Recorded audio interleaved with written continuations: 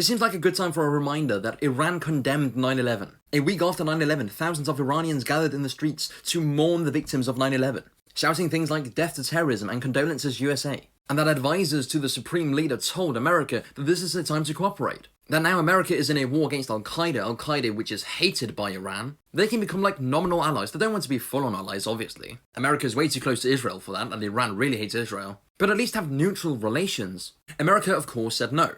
And they in fact fought on the side of Al-Qaeda in Syria and in Libya. And they are now implicitly doing the same in Iran, even though Al-Qaeda is not as powerful anymore. Now, why did they do this? It's because even though America's enemy was Al-Qaeda, Israel's enemy was Iran. And it has been since the early 90s when they basically chose to become enemies with it. Something that's too complex to get into in this video. So the next time someone tells you that a war with Iran is necessary because of 9/11 and the terrorist attacks all across Europe, remind them that this is condemned by Iran, and that they are some of the few Muslims in the area who are religiously opposed to Al-Qaeda and ISIS. If you want a full breakdown on the situation in Iran, then I recommend you give my new post on Substack a read, where I go more in depth on it than this video. And if you want a full breakdown on the Zionist influence on the West and Western policy in particular, then I recommend that you give my history on the subject matter a listen or a read.